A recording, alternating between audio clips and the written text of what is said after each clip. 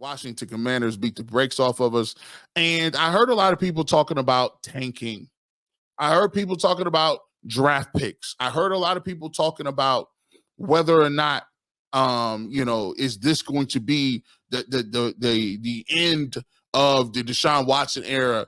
Who are they going to get? Should they go to Jameis Winston? And should the Browns, I'd rather be bad than medium and actually, be 7-10 or something like that. I would rather be worse and go ahead and complete the full tank so we can have a better draft choice. But let me tell you what the unintended consequences of taking that route.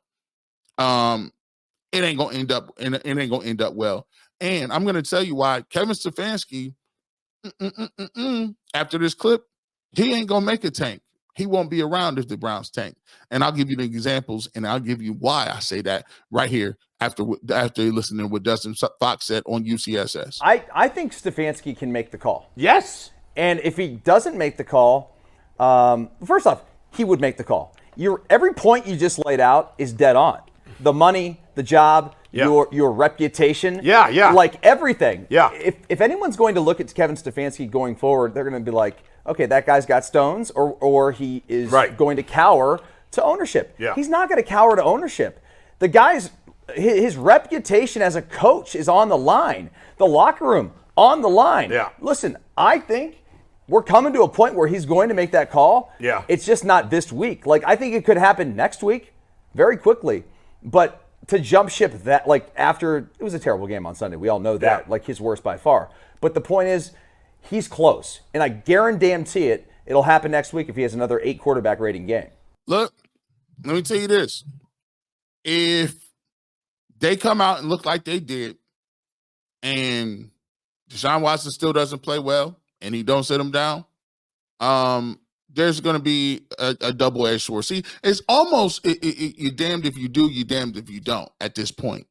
Because, right now, people are looking at it. I brought this point up a little bit earlier.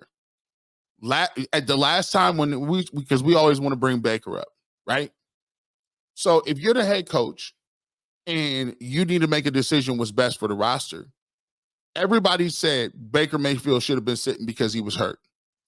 You go from 2020 to 2021, Baker hurts his shoulder, and the whole year, Baker is playing, and it looks like he's hobbled, looks like he can't get to zip on the ball, and the team is saying, listen, we're losing our season, and they don't decide to pull Baker and sit him down into the last game or so, the game before the regular season was over, when the Browns were completely out of contention.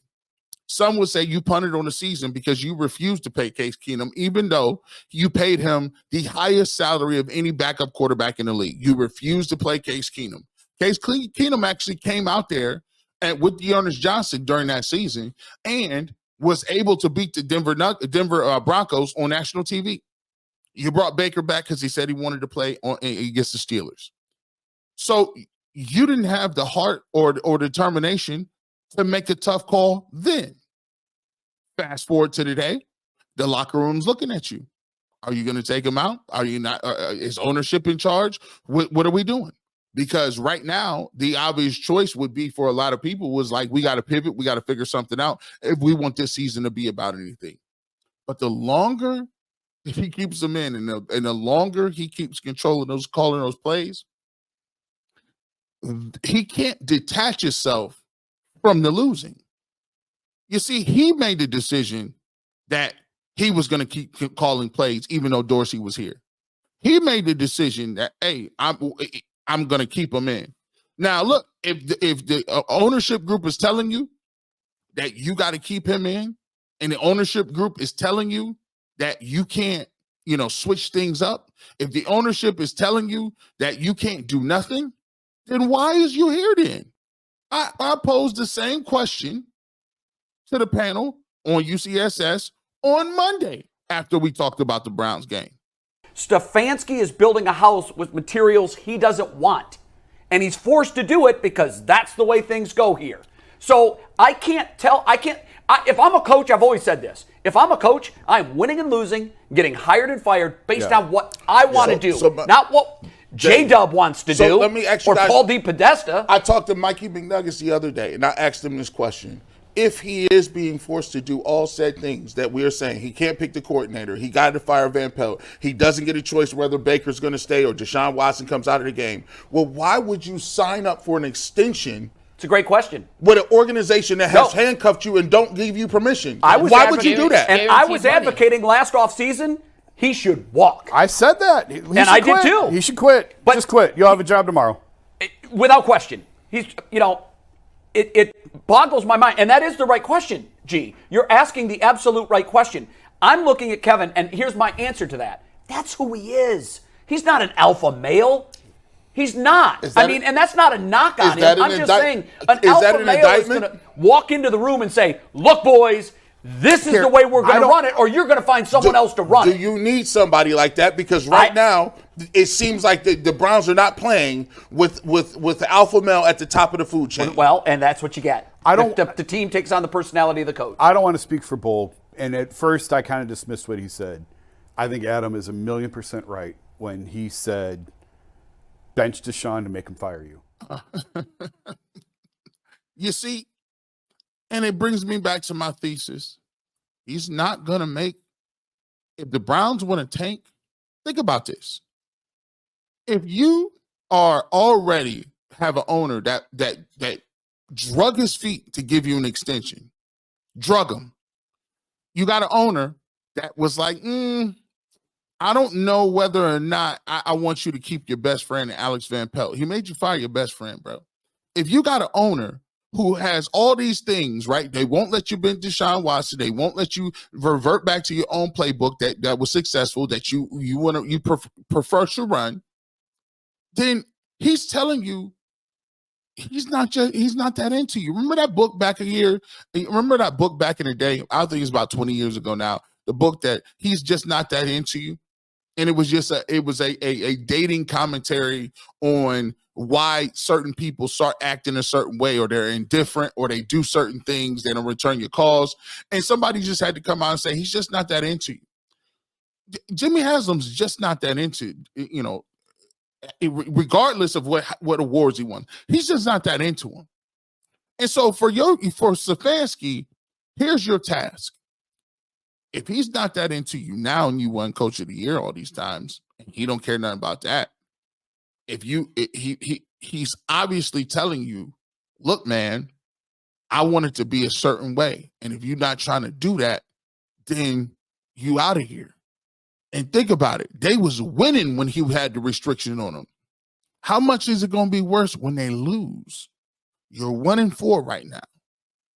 We haven't even gotten to cold weather yet. I still got shorts on. The way public sentiment works is, yeah, you may seem like you jaded now because you're playing these little NFC teams. But what happens when you start playing division foes and the Steelers is boat racing you? And the Ravens is putting 25, 30, 45 points on you and you can't get no first downs. And let Joe Burrow flip the script and the Bengals play well on you. And then the fan base is not going to want to hear none of that.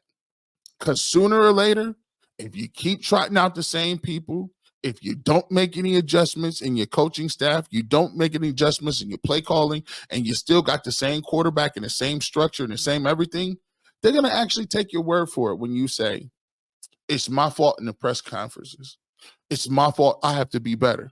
Keep saying you're going to be better, and one day Jimmy Haslam going to say, yeah, I deserve better. I want better. He will never survive a tank of one and something. He will lose credibility in the locker room, as Dustin said. He will lose credibility with the front office, and he never really had that much of a credibility to begin with. So when people talk about people tanking, not to mention that the consequences of tanking are veteran players asking for trades, veteran players coming up with hamstring injuries, hip flexor injuries, concussion protocol. I don't know if I want to. They're going to start making business decisions because there's no reason to put guys electing for season-ending surgery. We ain't even gotten to the meat and potatoes of the AFC North yet. And if they make them decisions, he will not make it. I'm just letting you know right now. There is no way he will finish 2 and something or 3 and something and feel like he's too close to the action. He's too close to the action. Not to mention they trying to get a stadium.